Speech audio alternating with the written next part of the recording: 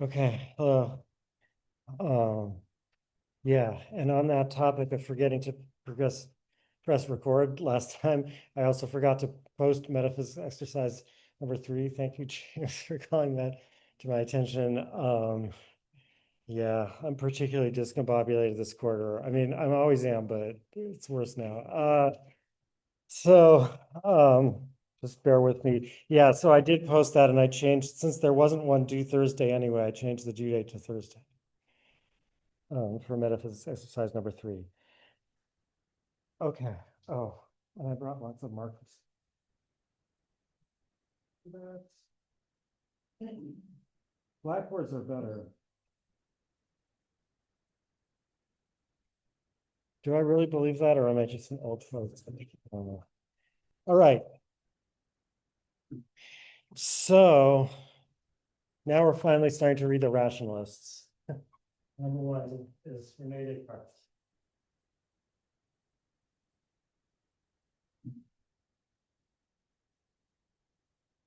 States surrender. 1596, 1649.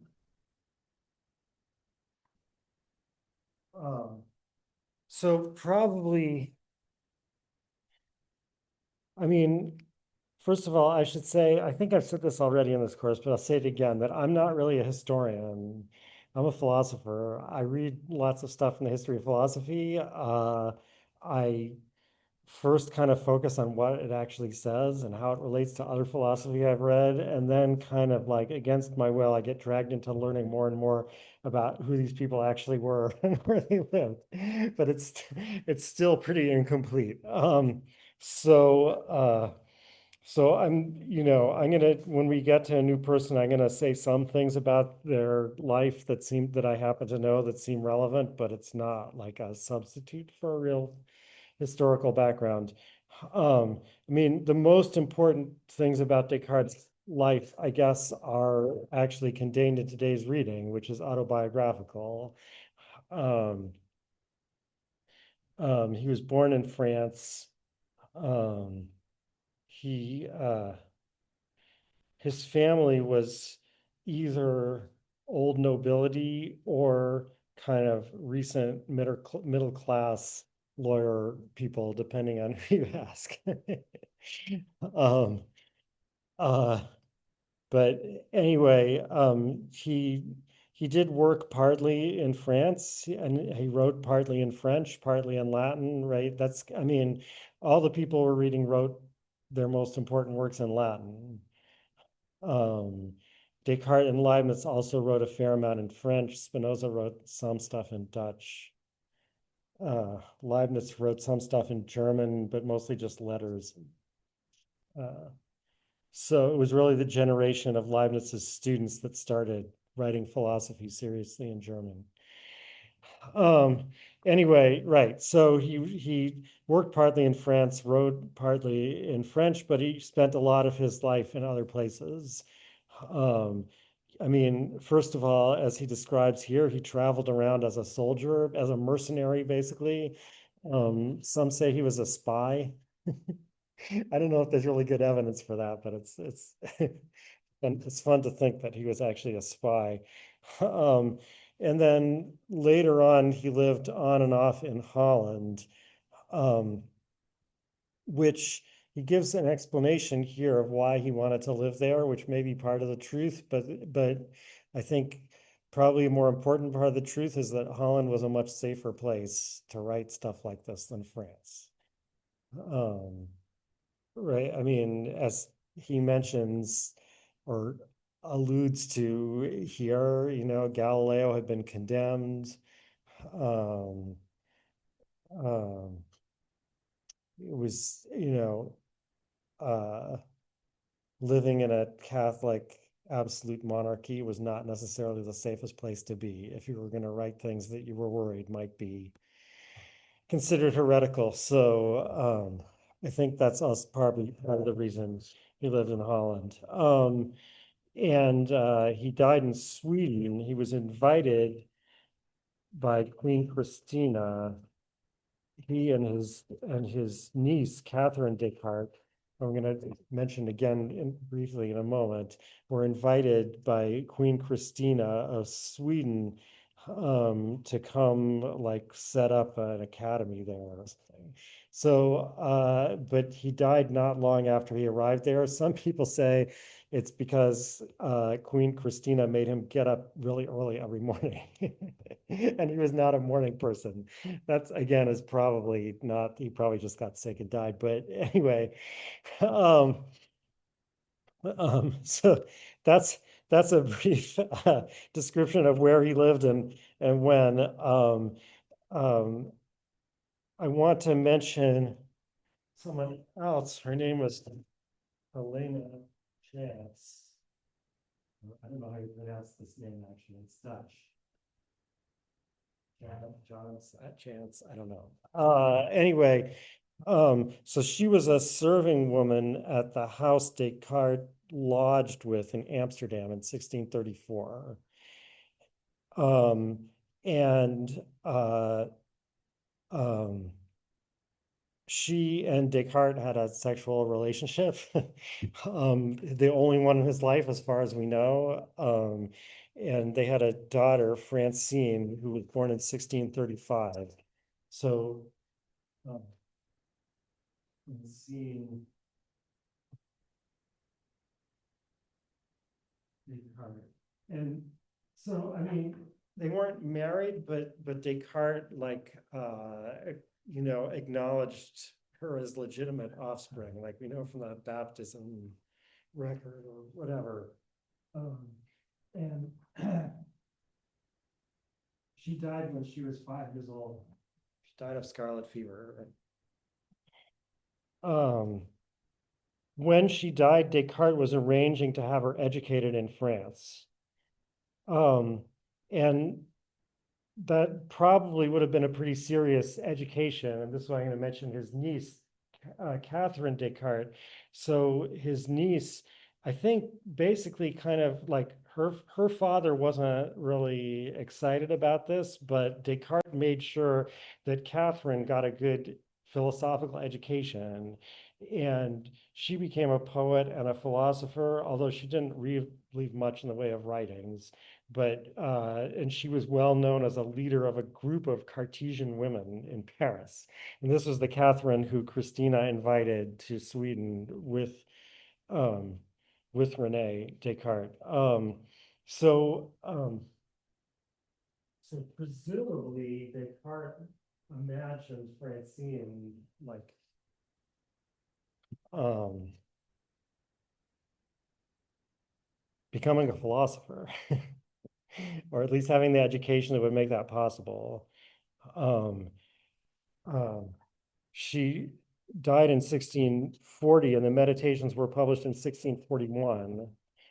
And um, sometimes I think that Francine is the imagined audience of the Meditations. Francine, not 5-year-old Francine, obviously, but the Francine that he wished there was going to be. um, in any case, be that as it may, I mean, Helena stayed with Descartes and moved around with him for several years, even after Francine died. But in 1644, Helena got married to someone else, like an innkeeper, and Descartes paid the dowry.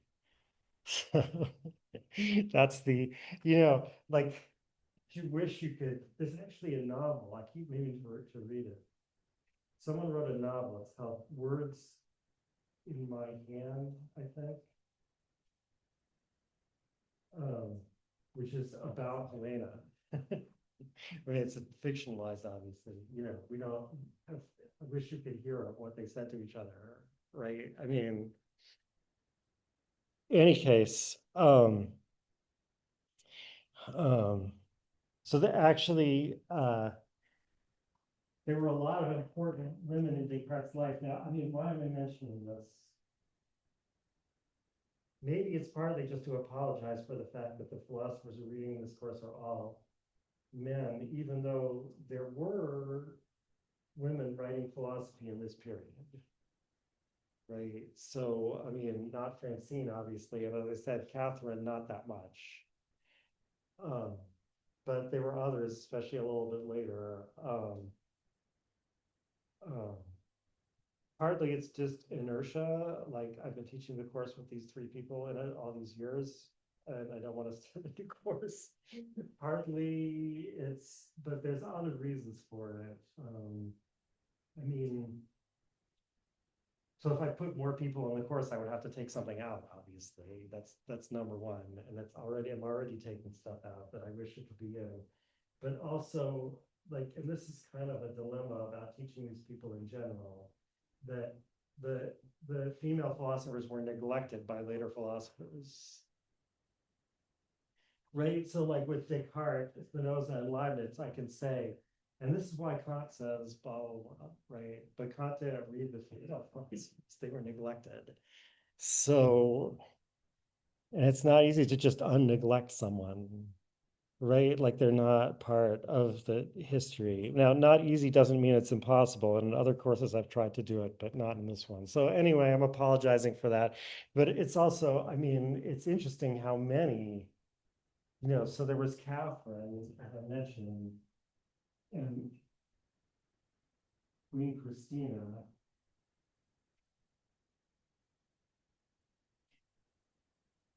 But there was also someone called Princess Elizabeth,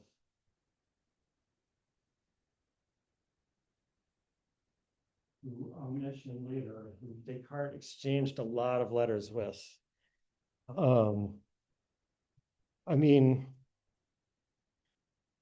I think if I were to add someone to this course, it might be by way of reading that correspondence. I know some people have done that, and it makes sense. I'm going to quote from it a little bit, but I'm going to quote from Descartes' side of it, unfortunately, not from her side, but it's an answer to a question she asked. So, um, he dedicated, so here's like his most important works, I guess. Well, except maybe the geometry, which, right? You've heard of Cartesian geometry. He invented Cartesian geometry. So there's a book, Geometry, which I haven't read, but which one of them but other than that, I guess his most important works are number one, the Discourse. That was the reading for it today, published in 1637. And so in that time, he was in the middle of, Francine was alive and he was in the middle of his relationship. The Discourse, Meditations, published in 1641. And like I said, the Principles of Philosophy were published in 1644. I guess also I should mention the Passions of the Soul. In fact, in some years I've had readings for the Passions of the Soul. I think I took them off this year. I'm not sure. I think I took them off because it was too much. But well, anyway, I wrote down what year it was. So, Passions of the Soul, 1649. This might sound like it's really exciting, but it's actually, I mean, it's really interesting, but it's not like a romance. It's about, it's like the definition of the emotions, stuff like that. And this was written in French.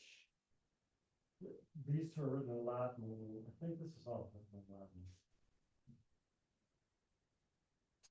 I'm not really English, as you can tell, but I'm not knowing what language. Right. These were written in Latin, and the Principles of Philosophy, was dedicated to Princess Elizabeth. And it was typical to dedicate your works to some powerful noble or something, although she wasn't that powerful actually. But and then you would write, it's not fun to read these things actually. You would write these like really self-humiliating, like flowery things to the noble you were dedicating it to. I guess because you hope they would protect you and sponsor you and whatever, right? So he's like, your humble servant is, et cetera, et cetera. So, but the dedication to Elizabeth isn't like that at all. It's just, I mean, it is like it a little bit, except it sounds serious. He says, you know, um, I found that most people can't understand my philosophy because um, those who understand geometry sufficiently well have no mind for metaphysics. And those who have a mind for metaphysics are not interested in geometry. And he says, you are the only, and he doesn't say like, your highness, blah, blah, blah. He's like, you are the only one whose mind is suited to both of these and can understand my work. That's what he wrote to Elizabeth. All right. Anyway, that's all just Descartes biography. At least I at least wrote here that all the others were in Latin. But I'm not sure I had added the Passions of the Soul when I wrote that. Okay. Um, so I mean, we're going to be reading part of this, all of this, and like a few things from this. And like I said, I think I limited because I always thought, oh yeah, it'd be good to read these things, but I realized that I never got to talk about them in lecture, and probably no one got a chance to read them either. So it wasn't. um, all right. Um, so uh, so there's really like three things. I mean, should I say that? Yeah, I guess, I mean, there's really three things that I most want to get out of this reading. Batteries.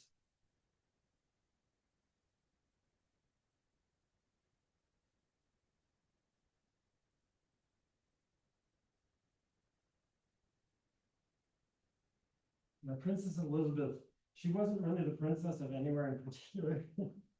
Sure. Her her father was the um Elector Palatine. That is, he was the well, maybe I shouldn't get into this. But anyway, she was essentially the daughter of someone who was like the prince of a certain state in the German Empire, but he was like kicked out and someone else took over. And then briefly, he was also king of Bohemia, but then he was kicked out of there too. So she was kind of a princess. Sometimes she's called Elizabeth of the Palatinate, and sometimes she's called Elizabeth of Bohemia, but she was just kind of a free floating princess. All right. Um, and she was related to the Stuarts, so she was related to Queen Elizabeth of England. Elizabeth. All right. Anyway, all right. So there's three things I really want to get to in this meeting. If I never get to, I can tell you stories about them. One is about radical doubt, and like how to get it and why to get it, according to Descartes. Um, the second thing is about the theory practice distinction, which I've already mentioned before, but now it's going to come to a head. And the third one, which is something I've also mentioned before, but now I want to see particularly how it plays out in Descartes, is the relationship to authority. Um, I mean, like to begin with, philosophical authority. Um, but there's also political authority. Um, by the way, when Thomas Aquinas quotes people like as reasons for or against the answer to some question, and I know I didn't get to talk about Thomas Aquinas, but hopefully you read that and you saw this the structure of one of his questions, that those are called his authorities. Oh, right. So that's kind of why I'm fixated on that term, maybe. Um, anyway, okay, so all of these are related to each other, obviously. I mean, the first one, so first of all, what is radical doubt? Also sometimes called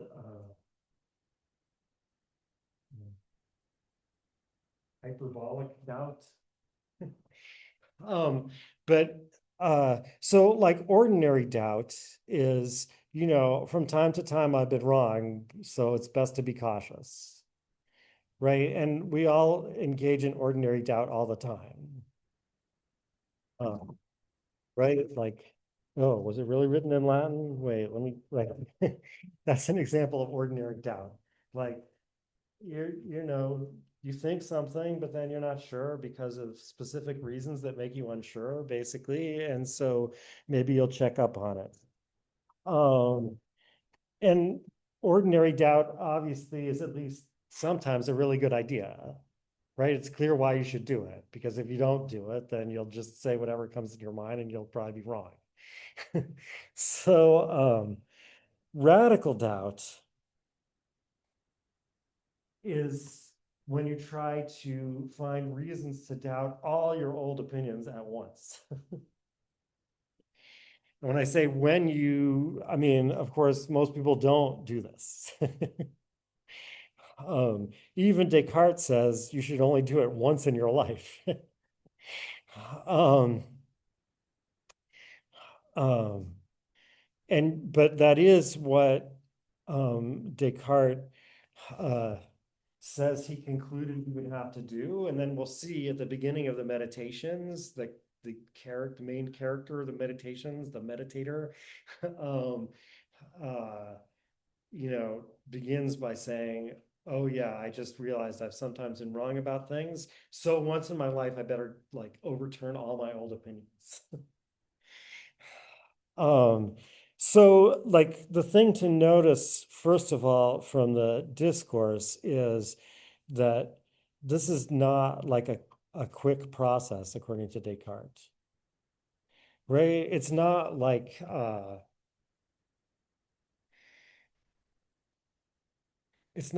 you can do it by just realizing that whatever someone says, you can say, "Oh yeah, how do you know that?"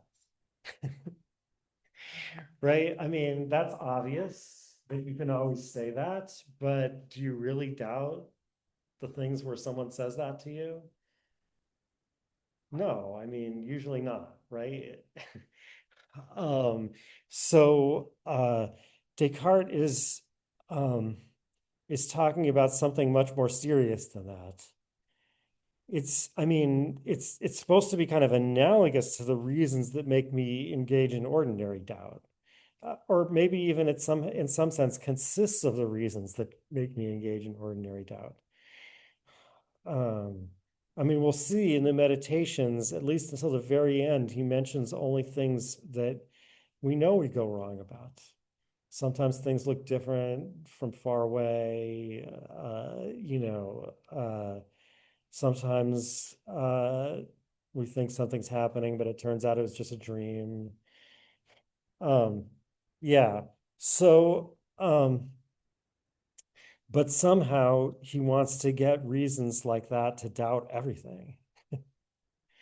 Now, so at least the way he tells the story in the discourse, first of all, like he only really got ordinary doubt up to the level where he felt the need to do this after years of spent in school and then traveling all over Europe.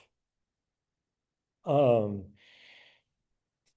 um, at that point, right on his way back to the army from the coronation of the emperor, he stopped in this famous stove-heated room, um, and had this realization that he was going to have to do this. So, and then he decided, this is in part 3 of the discourse on page 35.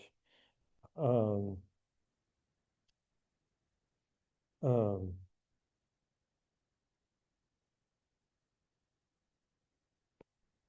Actually, this isn't the first time he mentions it, but these 9 years, he spent 9 years before he felt he was ready to actually engage in the principle of radical doubt. In the process of radical doubt, right? So it took him like 9 years. Once he decided he wanted to do it, it took him 9 years to get ready for doing it. And he alludes to this in the beginning of the meditations too. I mean, that is, the meditator alludes to it. When we get to the meditations, I'll talk about the relationship between the meditator and Descartes. Um, but here he's talking about himself. Um, Okay, so that's one thing about it. It's not quick. Well, so how do you do it if you don't just do it by saying, "Oh, well, how do you know that?" So, I mean, you might think this would be impossible, right? Because normally, in the case of ordinary doubt, there's something I don't doubt that's like giving me reasons to doubt something else, you know? So, I don't know what it would be actually in the case of were the principles of philosophy written in Latin. I guess, like I remember, I mean, I'm sure I've consulted the original at some point and trying to figure out what the words actually were, probably more than once, but I don't like I remember that I never actually like read it in the original.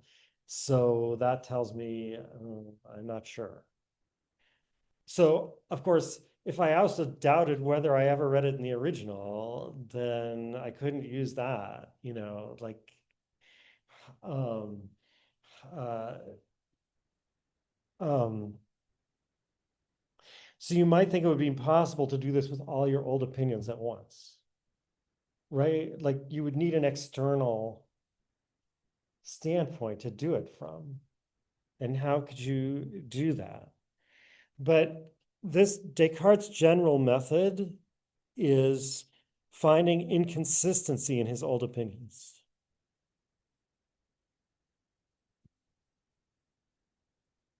Right? So he alludes to this in this reading. He mentions this most directly on page 30. Um,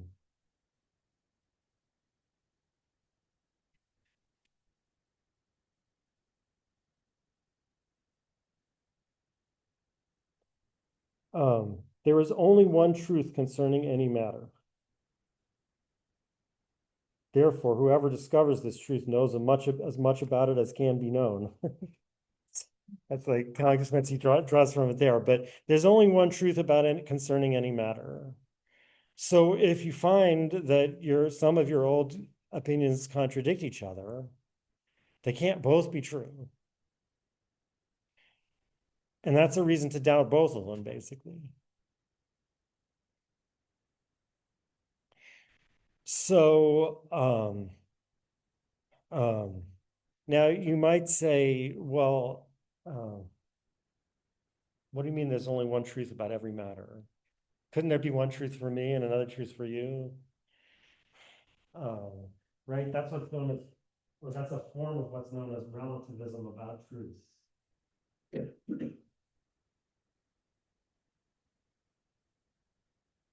Relativism about anything is saying that there's like a hidden relation. I didn't already mention this class, did I? No, it was in the other class.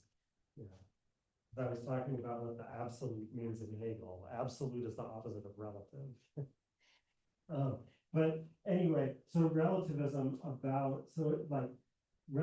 about size, for example, like about big, about the predicate big. I think first of all is obviously true, and this is how you can notice it. Well, like I can say, this is a big tree and this is a small mountain. But how could that be? Because the small mountain is bigger than the big tree. How could something small be bigger than something big? I think this is the kind of thing Socrates will use to trip people up in various dialogues.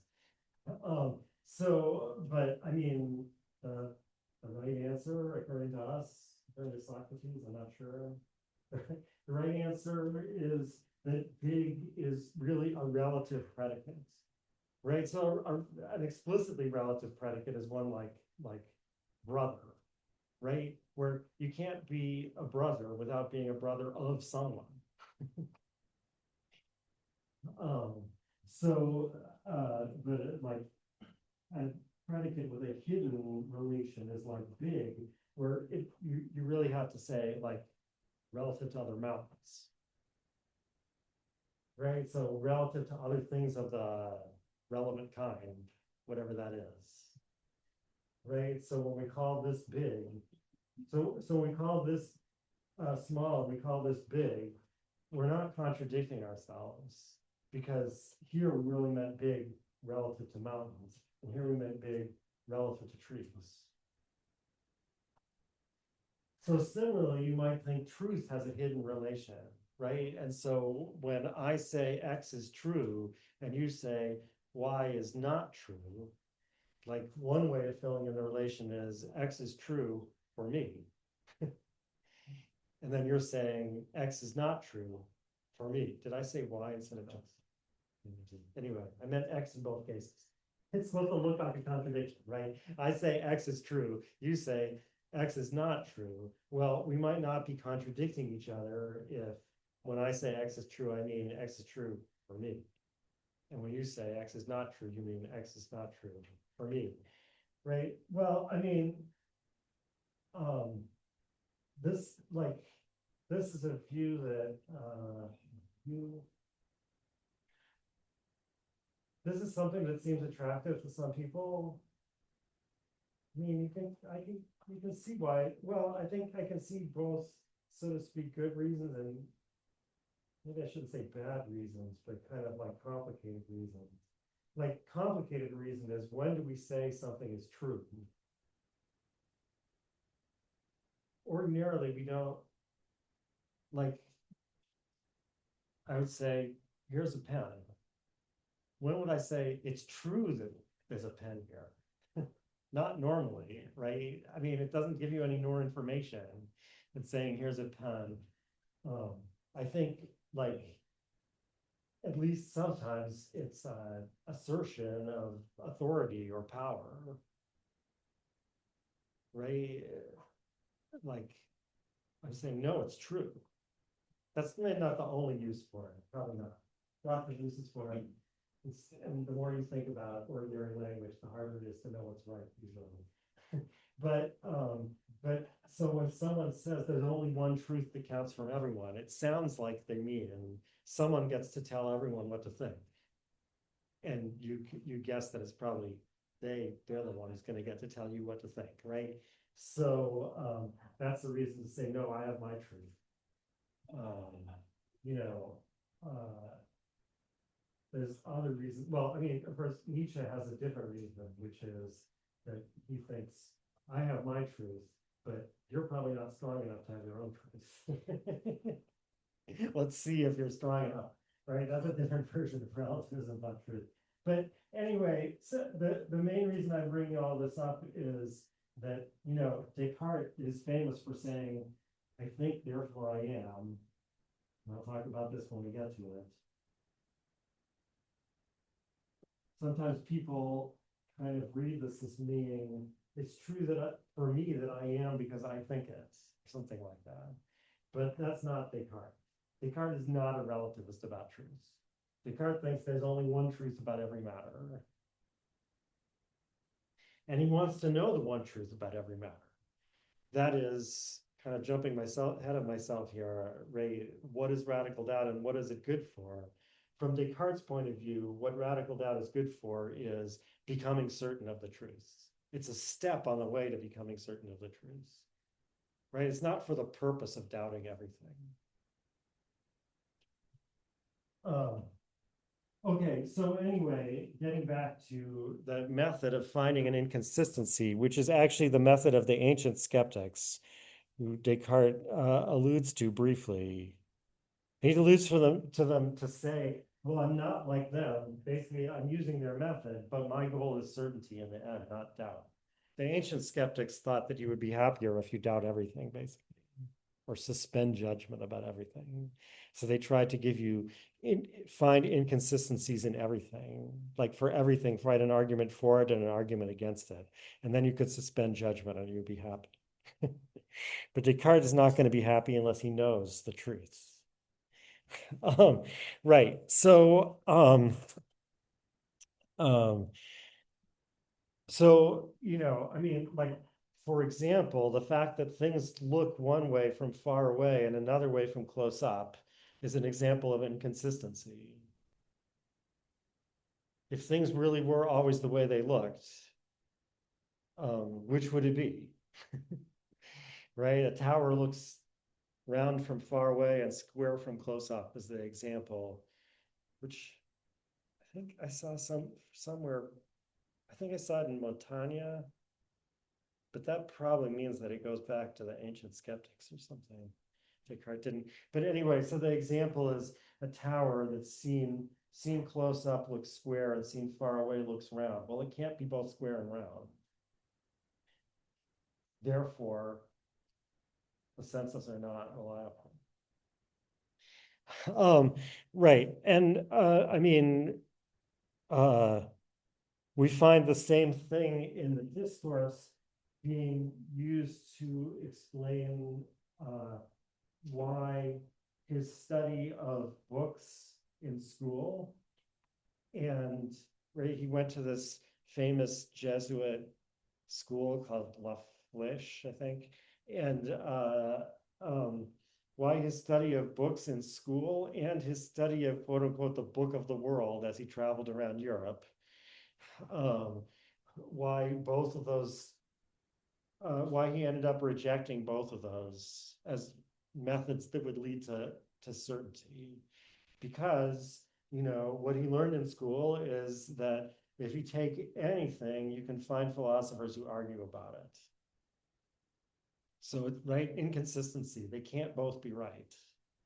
So the method of following what it says in books is just not going to work. And he said, then when I started traveling, I realized that if anything, there's even more disagreement among people in their practical everyday life than there is among philosophers, right? Like what people do in one place and in another place is thought extravagant and ridiculous. So that's that same method, right? And you can see that that gives you a way of calling all your own opinions into doubt without any external standard. You use them against each other. Okay. So I mean, I guess I just mentioned why this is connected to this, right? Part of one stage of this, and it's before the stage that we see at the beginning of the meditations. It's maybe it's even not. I mean, it's pre-radical doubt. It's a stage in raising the level of ordinary doubt. Hey, it's like when he says, when I reached the end of my studies, I realized that this couldn't be a method that would lead to truth, or that would lead to certainty, I guess you can say. So uh, so it seems like we're rejecting this completely. I mean, having seen some examples of Aristotelianism, you can see what a big change that is. Um,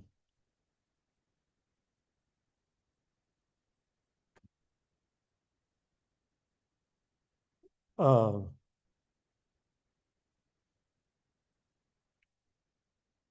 so it's related to this because, again, this is a project that he has to carry out, right? He has to decide whether to do this. I mean, the result is going to be theoretical, right? The question of what's true and what's false is a theoretical question. This is the question of what's certain and what's uncertain. It's a theoretical question, but like but just because he doesn't think this is something that you can do easily as soon as it occurs to you.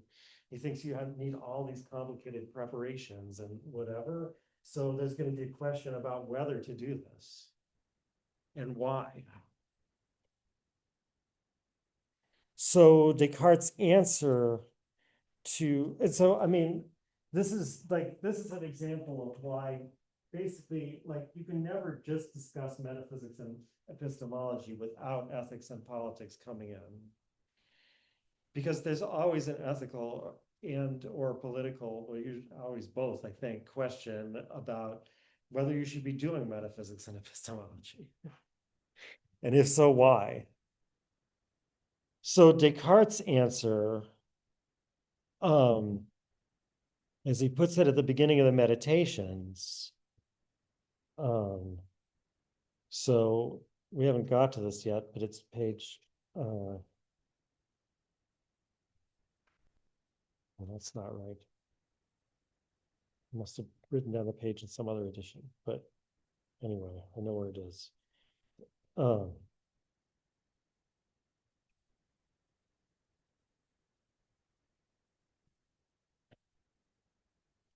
um, This is like the second sentence of the first meditation, basically. I realized that it was necessary once in the course of my life to demolish everything completely and start again right from the foundations if I wanted to establish anything at all in the sciences that was stable and likely to last. This translation is kind of loose. And I guess I'm going to try to restrain myself from constantly telling you how loose it is, because usually it doesn't make that much difference. But this translation in general is pretty free, including in places where I don't understand why they did it. Actually, I'm going to mention one in a second. So, but right, so in the Meditations, he says, as I said, the point is to achieve certainty in the sciences, establish something certain in the sciences. And Descartes, uh,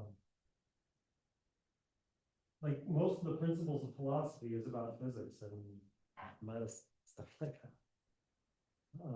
He actually before before he even wrote the Discourse, but he mentions this in the Discourse. He was working on a book called The World. That's the book he decided not to publish when he heard about the condemnation of Galileo. So yeah, I mean, for Descartes, like establishing something certain in physics and medicine also, he wanted to be able to do this in, was really important. And in the Discourse on page 31, he says,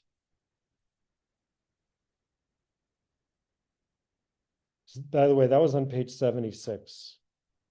But I mean, it's like I said, it's the second sentence in the first meditation. In the Discourse on page 31, he mentions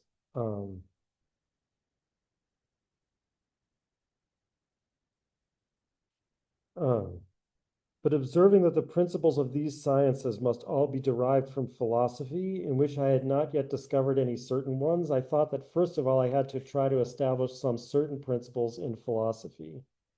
Now, I mean, philosophy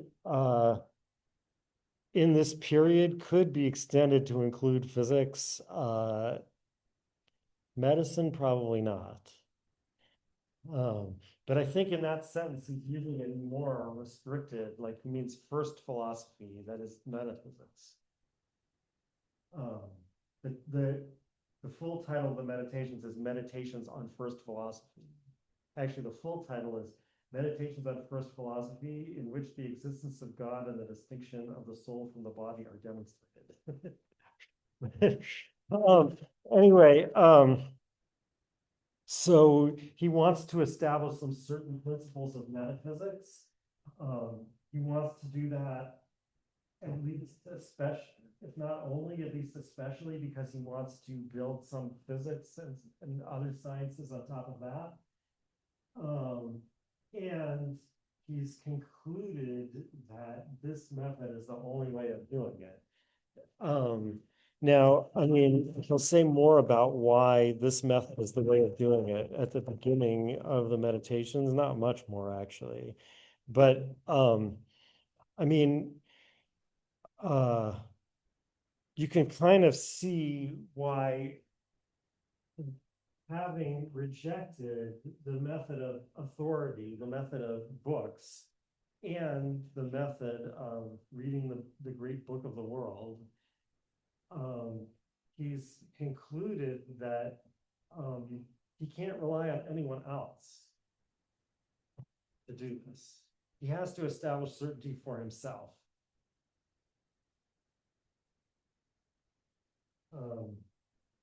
I mean, he talks about that in the discourse too. He talks about how things are just better when they're done with by one person.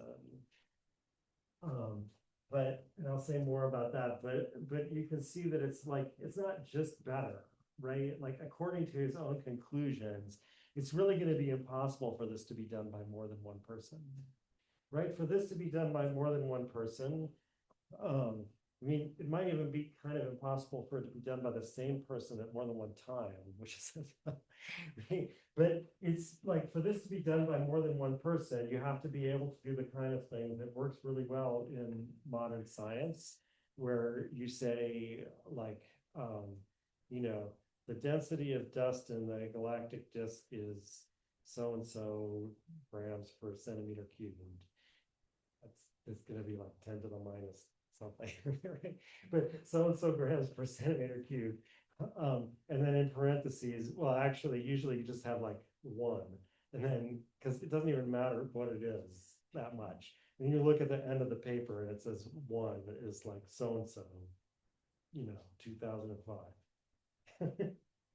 And that means, you know, I know this is true because that so and so said it was true in 2005. But Descartes is rejecting that. You can't, so if you can't do that, you can't really have a cooperative effort, enterprise of achieving certainty. Um, so, and he can't rely on his own old opinions for basically the same reason. Um, so that's why this desire for certainty leads into radical doubt.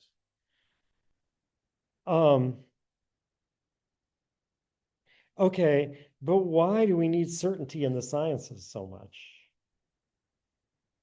Like, um, I mean, why isn't probability good enough? And by probability, I mean not so much numerical probability, which that's kind of a sub case of this, but just probability in the sense of like believability, like things you pretty much believe, even though you know there might be some reason for doubting them. So you know, I mean, Locke will say that practically everything in the sciences is that. Not everything, but practically everything in the sciences is in that category. It's yeah, it's probable. Um, Descartes himself will say in the first meditation towards the end that even after finding these reasons for doubt, his old opinions are much more probable than their negations. And it would be much more reasonable to continue to believe them rather than otherwise. So why isn't that good enough? And why is it? So this is the thing where I wanted to complain about the translation. This is back on page 35. No, it's not on page 35.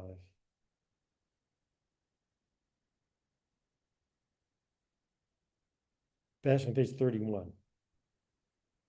There we go. So it's the continuation of what I was just reading. right? But observing that the principles of these sciences must all be derived from philosophy, in which I had not yet discovered any certain ones, I thought that first of all, I had to try to establish some certain principles in philosophy. And since this is the most important task of all, so what it actually says in French is, and I don't really know French, but you don't have to know French to know what it, I mean, I would read it to you, except I can't pronounce it right. But it says is, um, this being the most important thing in the world. Why they decide to translate as the most important task of all, I don't know. I mean, the kind of equivalent, but it's much more forceful the way Descartes actually says it. And since this is the most important thing in the world, then he says, that's why I decided I would have to prepare for 9 years before I did it. um, why is this so important? Um, so Descartes does say something about that in the discourse. First of all, this is in part one of the discourse on page 24. He says, it was always my most earnest desire to learn to distinguish the true from the false, in order to see clearly into my own actions and proceed with confidence in this life. Um, and similarly, he says, this is on page 34. So it's in part three. Um, he says that he's following a path by which I thought I was sure to acquire all the knowledge of which I was capable, and in this way, all the true goods within my reach. So, in other words, the purpose of getting certainty in the sciences is that it's going to tell me how to lead my life, or how to acquire all the true goods within my reach.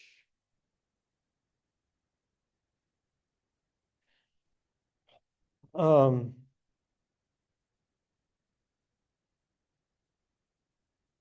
so how is this going to work? Like, how does theory help with practice? Like, how does studying philosophy help with figuring out what to do or how to get the goods within your reach? I mean, um, this is just for Descartes personally, right? It's not for his society, as he emphasizes. I mean, he's emphasizing that to protect himself. I think that he makes that pretty clear, right? Like, I would I would never propose to like overturn the institutions of the state. Um, Actually, he says, or even change the curriculum of the university. I mean, that part we know for sure is not true because he did try to get his views introduced into the universities. um, but yeah, so, but nevertheless, this is, right here, he's talking about doing this for himself personally. So, in other words, like the things that we tend to think like a good education is important because we need educated citizens or something like that's not relevant here. Um, it's for himself. So, um, so it could sound like, I mean, let me read that again from page 34. Acquire all the knowledge of which I was capable, and in this way reach all the true goods within my reach. So, like, at least if you ignore that word true, you might think this means this is going to help me get rich, right? Like, if I'm really certain, like I told you that story about Thales, right? I think I did, right? That Thales, they said to him basically, if you're so wise, why aren't you rich? I didn't tell that here. Okay, I'm going to tell it now. Thales was the first philosopher, right? I mean, whatever the hell that means. um, and he, all we know is these like fragmentary reports of things he said, like everything is water, whatever that means. But in any case, and then there's stories about him, which are like almost certainly later legends, right? But so, one story about him is that he's walking along, observing the stars, and falls into a well, and like serving woman, or probably means a slave actually, but anyway, like sees it and laughs at him and says, before you study the stars, why don't you look at what's at your own feet? um, that's one story about Thales, but another story about Thales is that they asked him, well, if you're so wise, why aren't you rich? And so he said, I didn't really want to be rich. And they're like, oh, yeah, sure. So he said, okay, I'll show you. And then he used his knowledge of the stars to forecast the olive harvest. And he like bought futures or whatever. I don't think they had futures yet. But he, in some way, invested based on this knowledge of the art. Like he bought up all the olive trees or whatever, and he became rich. He said, see, if I wanted to become rich, I could. Right. So, I mean, that's what you might think, like Descartes is talking about there. If I can be certain about physics and medicine and whatever, then I can make a ton of money. Um, but what does true goods mean? That's the question. Right? Like Descartes is actually thinking the things that I think are good might not be good. And actually, this study, this attempt to attain certainty in first philosophy and also in physics, well, at least in psychology, for sure, like in the mind-body relationship, for example, are going to help me learn what things are really good for me and what are not. It's not just that there's some things that I already wanted, and now it's going to tell me how to get them. Um, I mean, so notice the third maxim.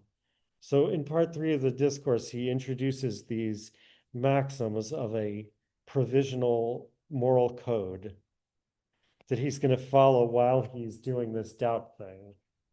And the third maxim is to try always to master myself rather than fortune, and change my desires rather than the order of the world. In general, I would become accustomed to believing that nothing lies entirely within our power except our thoughts, so that after doing our best in dealing with things external to us, whatever we fail to achieve is absolutely impossible so far as we are concerned. This alone, I thought, would be sufficient to prevent me from desiring in future something I could not get, and so to make me content. Right? So,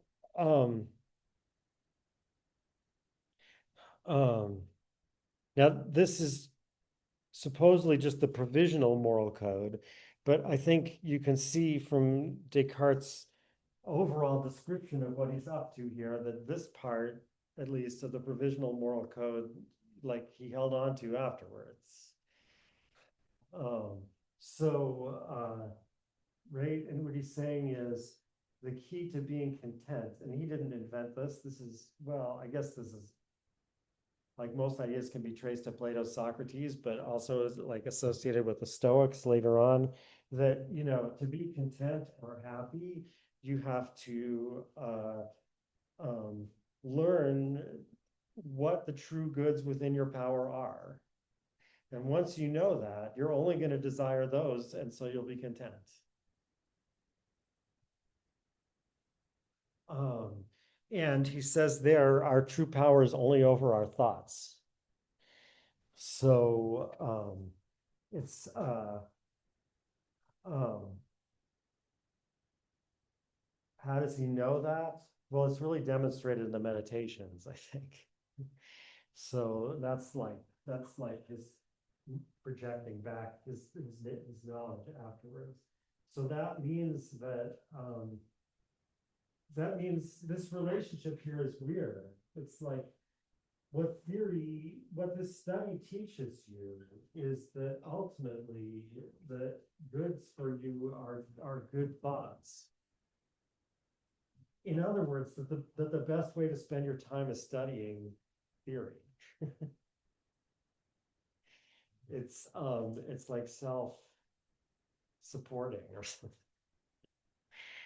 Um, so on that topic, this is where I wanted to read something from the correspondence from, well, Descartes' letters to Elizabeth. Um, so actually, I mean, so what Elizabeth had asked before Descartes sent this letter is whether it would be better to overestimate the goods one has and not consider those one lacks, quote, or to have more consideration and knowledge in order to know the just value of the one and the other and to become sadder. Right? So what she's asking is, um, by the way, the part of the correspondence that people usually focus on is Elizabeth asks some really hard questions to Descartes about the relationship between the mind and the body. And I think that part is interesting, but I think actually this other part that's about ethics is probably more interesting. So, right, so about ethics and its relationship to knowledge, basically, right? So she asks, um, like, so suppose you have some goods and not others, right? Like, for example, suppose you're a princess, but you can't be a famous philosopher because you're a woman. So you have some goods and not others. Not that Elizabeth mentions that. I'm just suggesting that might be an example that's on her mind, right? Would it be better to overestimate the value of the goods you have, right? So think, oh, being a princess is really great, and that will make you happy. Or is it better to know, yeah, philosophy would be really great. That would be better than being a princess. And become sadder, right? So now you're like a sad princess. So it's like Sophia the First or something. All right. So so this is the this is the uh, no, I want all right. So this the beginning of Descartes' answer is if I were to think that the sovereign good consisted of joy, and then he goes on from there, right? So the sovereign good means the thing that's really good in itself, right? The right, because some things are good as means to an end, but the sovereign good is the one that all the means are means to, basically, right? And so Descartes is saying, like, if I thought that the sovereign good was joy, and so you can see like the answer, what would you say if you thought the sovereign good was joy? It's better to be ignorant and happy rather than know more and be sad. Um, um, But instead, this is his answer. I distinguish between the sovereign good, which consists in the exercise of virtue, or what is the same thing, and the possession of all the goods whose acquisition depends on our free will. And that, right, so that again is all the goods within our power. And that's going to turn out to be basically our thoughts, right? I mean, thoughts in a broad sense. Whatever goes on in our mind, Descartes calls thoughts. So it's gonna include passions of the soul and stuff like that. But so whatever, all the goods whose acquisition depends on our free will, I distinguish between that, which is the sovereign good, and the satisfaction of mind which follows this acquisition. So it's true that also makes you happy or content, but that's not actually the sovereign good. So in other words, like I'm saying there's kind of a circle here, and there is, but Descartes is unraveling it to the extent that he's saying, um,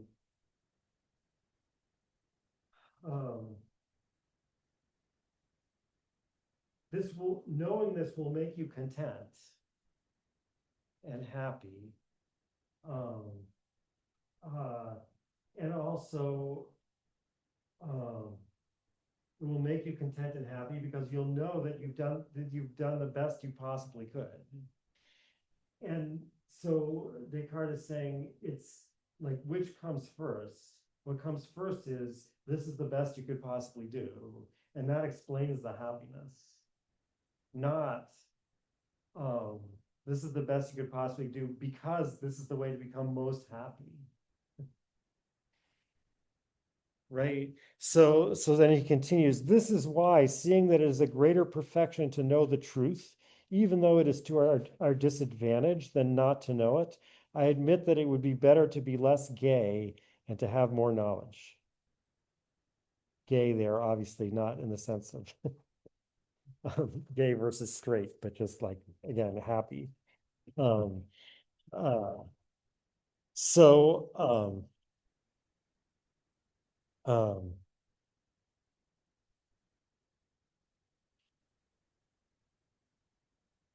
right. So his advice to Elizabeth is, know as much as you can, even if it makes you unhappy. Um, um,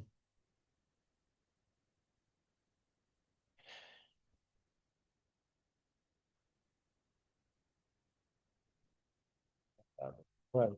So, however, there is a problem, or there seems to be a problem with this plan, and the Code of Provisional Morality is the solution to this problem, or at least supposed to be a solution to this problem.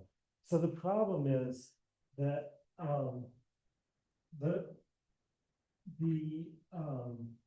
so I guess the plan that we know it so far is um, that we start with uh, um, old opinions, which are probably leading us astray practically, because they might be wrong.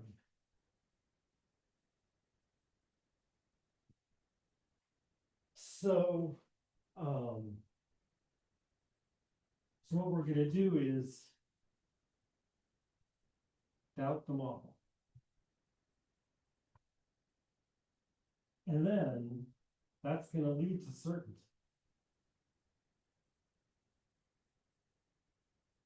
And so by certainty, Descartes always means that it really is certain. That is, it's not something where you could be certain but wrong. It's something where you're certain because it's evidently right. Okay, so we have certainty, that is truth. And then from that, we're going to get correct practice. So the problem is, what happens to our practice in between?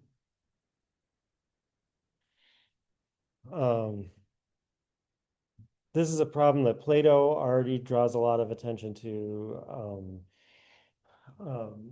Right, it's part of the question of whether what Socrates is doing in the city really is beneficial or not.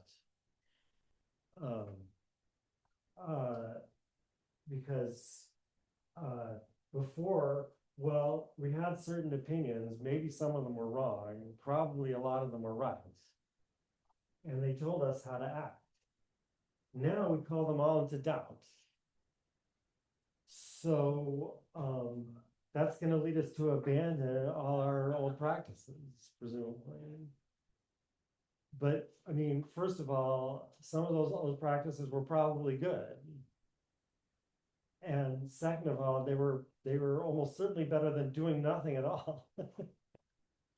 Right? Like, we'll have no guide to what to do once we've doubted all our old opinions.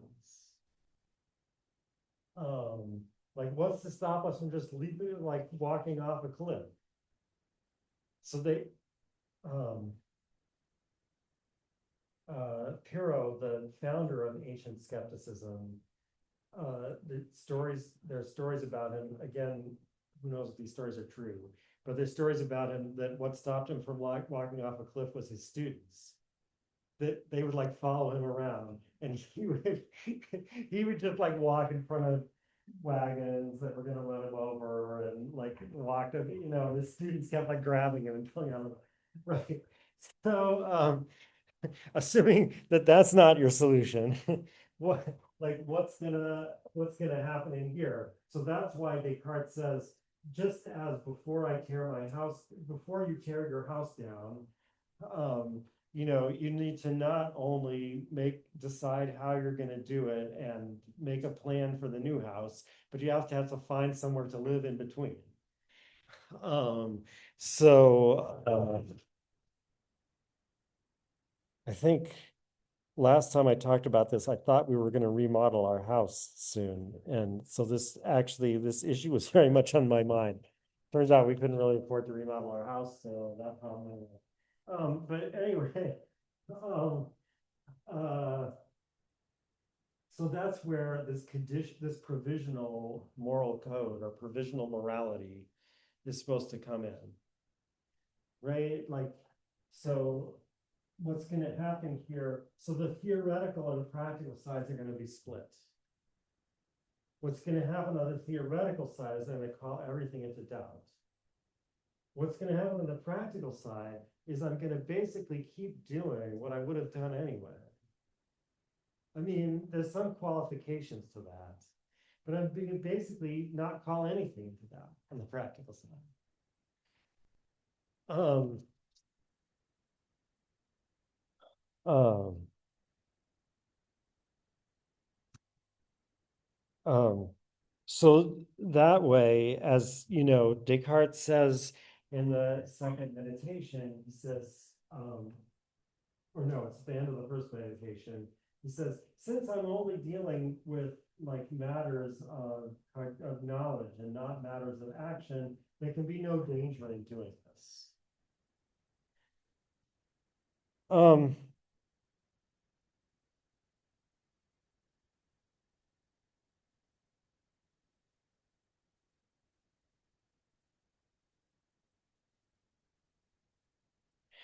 so like, why would there be no danger in doing this?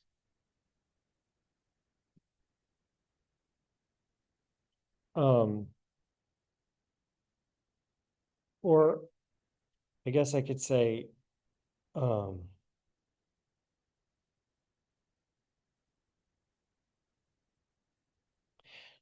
um,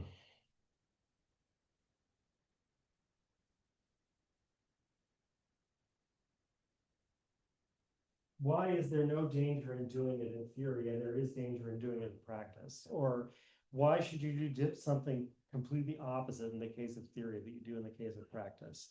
So Descartes actually gives an explanation for this. Um, so he says, I can't find where I wrote this in my notes, but I can find it anyway. Um,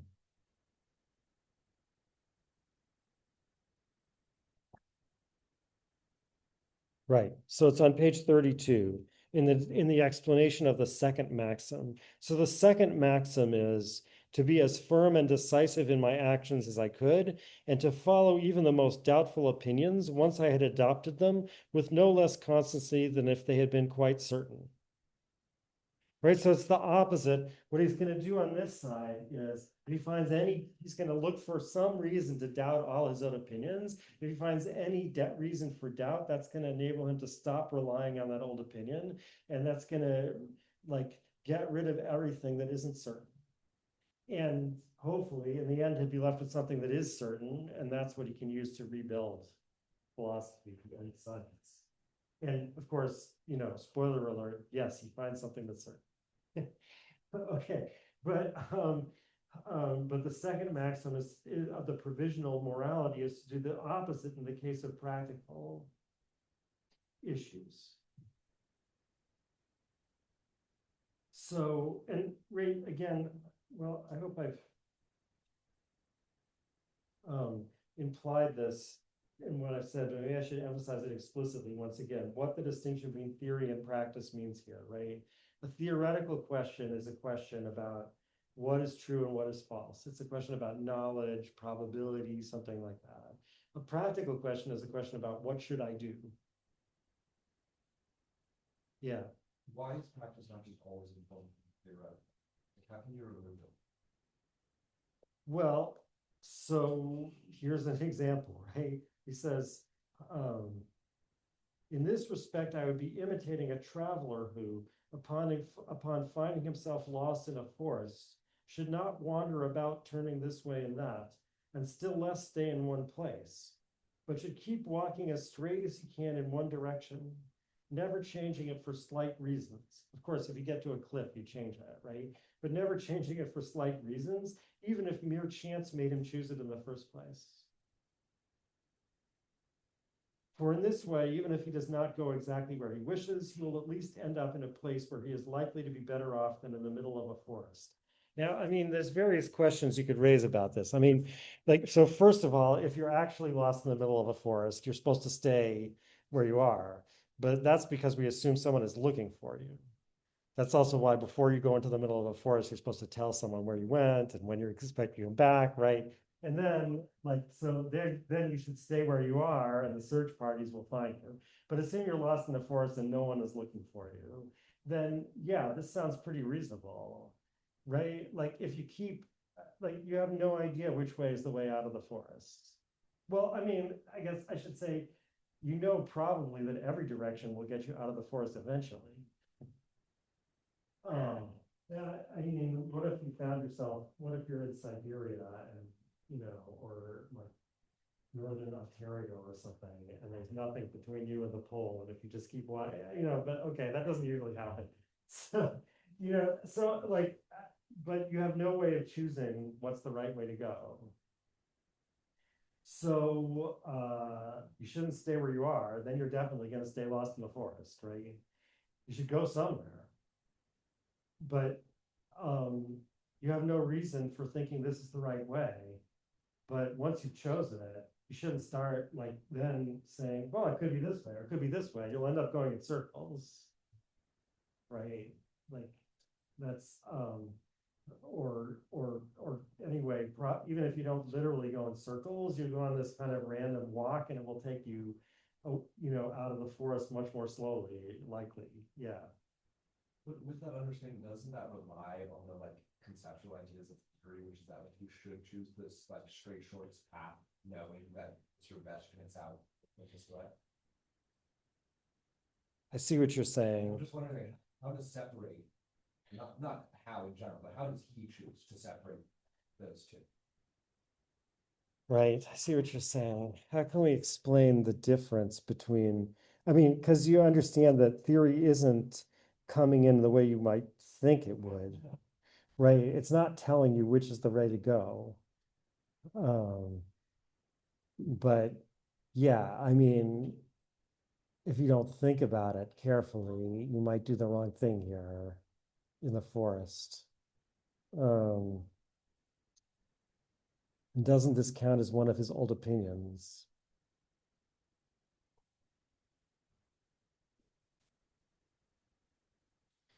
I mean, I think maybe the right thing to say is, although this makes it less persuasive, I have to think about this more. I mean, maybe the right thing to say is it is one of his old opinions, meaning he believes it, right? Um, so that seems like a little bit, it could end up being kind of circular. Um,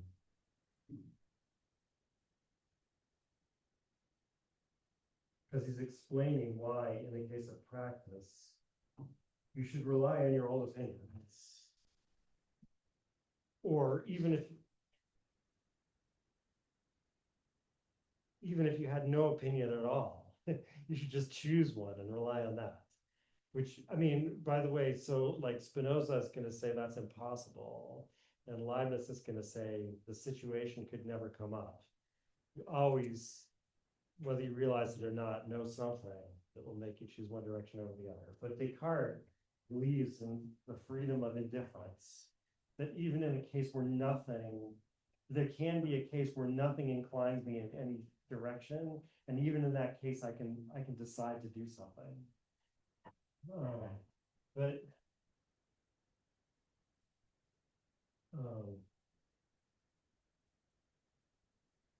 yeah, I guess maybe that's a really good question. I guess maybe I am trying to make it sound too much like he's getting something for nothing here. That this way of looking at practice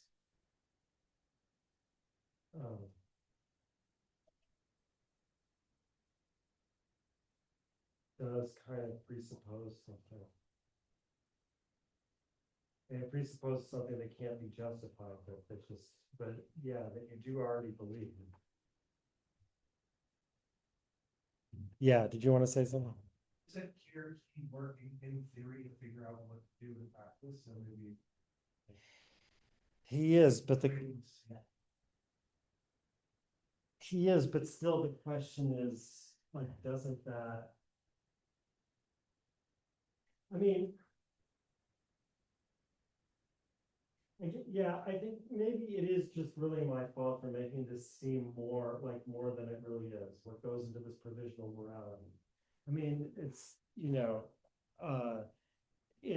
many of the other parts of it, he relies on various probabilities, right? Like he'll say, when I found that among like people who are my models that they were disagreements about what the right way to act was, I would try to choose the most moderate one, because the moderate is more likely to be the best, and anyway, I'd be likely to be less far from the right answer than if I chose one of the extremes. So I mean, the whole thing is provisional, and it is based on his old opinions.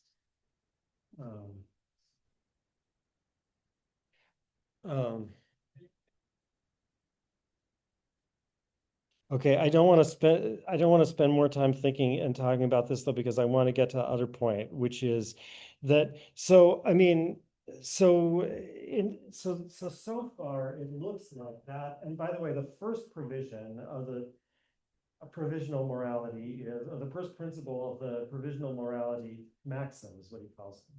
The first maxim of the provisional morality is that I resolved to like remain within the religion in which I was brought up, and that's really just an application of the second maxim. I think he separates it out probably because possibly he doesn't want to emphasize that it's just an application of the second maxim. Possibly because he wants to make sure that it's out there. Like that's his defense against the charge that he's deliberately suppressing his faith or something like that. So in order for that defense to work, you have to understand faith as practical. The distinction between faith and knowledge is not between more and less probable or something like that, or where you got it from, or it's that faith is really about what you should do. That's why it's not knowledge. This is something that, Kant is famous for, but it's already in Descartes. So anyway, so far what it seems like is we have the provisional morality is provisional because like when we get to certainty, we won't need this anymore. Then we'll know the way out of the forest. Right? So then we won't have to stick with our old opinions, however doubtful. We'll have true, certain opinions and we'll follow those. So so the difference between theory and practice here is temporary. Right? I mean, since this project of doubting everything and rebuilding certainty is probably going to lead to, and we'll see that it does lead to, I mean, he does prove that the world exists again at the end of the sixth meditation, but it's not at all the world that he believed in his old opinions. It's really different, right? So like this process leads to a huge change in my opinions. Um, it seems like, therefore, the correct practice that comes out at the end, unlike the provisional morality, might well be really different from the way I was brought up, from the way people act around here, etc. But he does also mention there's another account, which I take as an account of why practice is different than theory. Now, he doesn't emphasize that aspect of it, but he asks, so after giving a city as an example of something that will turn out better if it's planned by one person rather than growing up gradually over time, right? One of the examples he gives that is a city. He says a well-planned city is better, even if its buildings are not necessarily as good as the buildings in the other city, just because it's put, yeah. So, I mean, I think Wittgenstein really disagrees with him about this, actually. There's an example of a city in Wittgenstein. I mean, but anyway, so that's Descartes' example, and but then he entertains an objection. The objection is, but look, I mean, we don't go around tearing down all the buildings in the city just to rebuild it on a better plan. Um, that would be unreasonable, he says. This is on page 26. So, I mean, his answer to that is, well, it's true. We don't do that with the whole city, but people will do that with their private house. And sometimes they have to because the house is going to collapse otherwise. So they'll tear it down and rebuild it. So the implication here is that the difference is between public and private. That like, and I mean, he does give some reasons for thinking there's a difference there, right? He says, like if I go around trying to tear down the institutions of the state or whatever, he says, like when such huge structures fall, their fall is always a catastrophe, and moreover, like although they weren't perfect before, people have been using them for a long time, and they've probably like smoothed down the bad edges, as he puts it, right? So that by now they may actually serve better than the plan that we would come up with in advance. Like, right. So it kind of, in a way, takes back his right, like which is better, the civil law or the law of Sparta or the common law of England. At first, it sounds like he's saying that the common law of England is definitely bad because it grew up from barbarism slowly. But then maybe it's definitely better to stick with it if you have it anyway. So that, where he says a private house, well, like I can tear it down without doing a lot of damage. Um, but but of course, there are times in private life too, as long as you aren't really, right? He says when he was in Amsterdam, it was in the midst of this crowded city. It was as if he was in the middle of a desert. Well, if you don't really live in the middle of a desert, you can't just tear your house down without worrying about your neighbors. I mean, especially in Amsterdam, I'm guessing, maybe I have seen a picture of the house he lived in, but I'm guessing it's one of these houses where there's like another house right next to it, right? So like if you tear down this house, you're gonna be tearing down your neighbor's wall. You can't just do that. Um, um, I mean, it can be dangerous to others for me to to damage my private property. It can be dangerous to me. Um, I better make sure I have approval before I do that. So,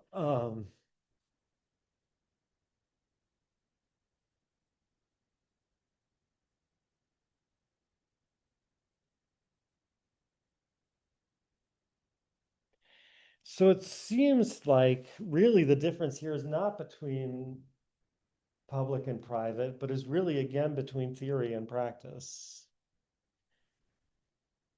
Right? Like whatever I actually do um, is always gonna there's always gonna be like danger both to myself and others in me suddenly changing. Tearing down my house, changing my religion, changing, right? Um, suddenly acting uh, uh, like the Chinese or the Navajo or whatever in the middle of Amsterdam, right? That's like either I'm going to get hurt or someone else is going to get hurt. Um, uh, Whereas, like, just changing my opinions, as long as I don't tell anyone, there's no danger in that.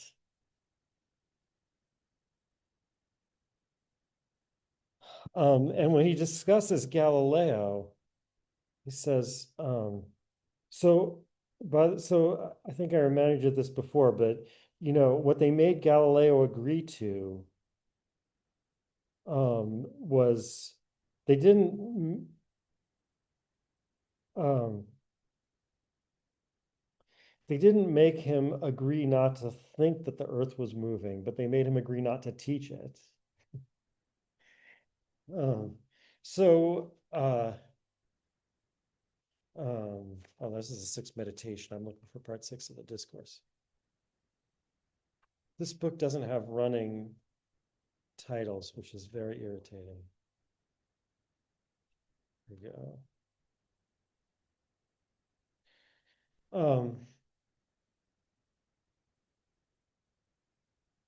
Right. So he's talking about how he had just finished writing The World. I was beginning to revise it in order to put it in the hands of a publisher when I learned that some persons to whom I defer and who have hardly less authority over my actions than my own reason has over my thoughts had disapproved of a physical theory published a little while before by someone else. Right? So he's clearly making the distinction between theory and practice.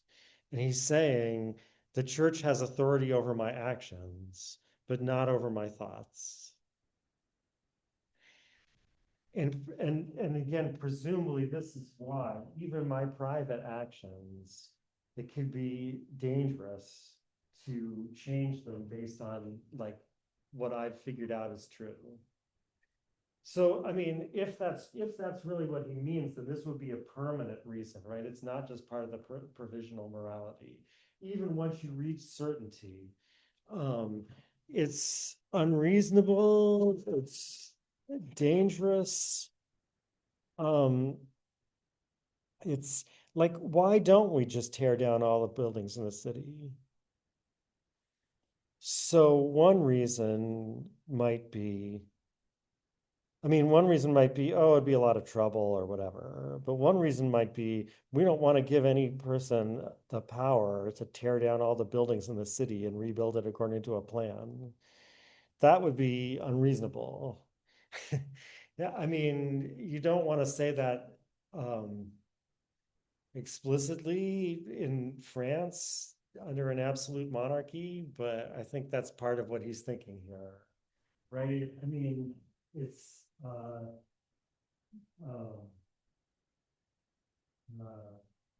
in practice, it's bad to try to innovate, to try to even for yourself, let alone to convince everyone else to change everything suddenly because of something you just proved.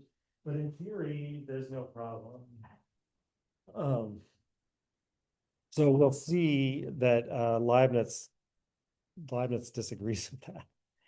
All right. Anyway, I will see you on Thursday.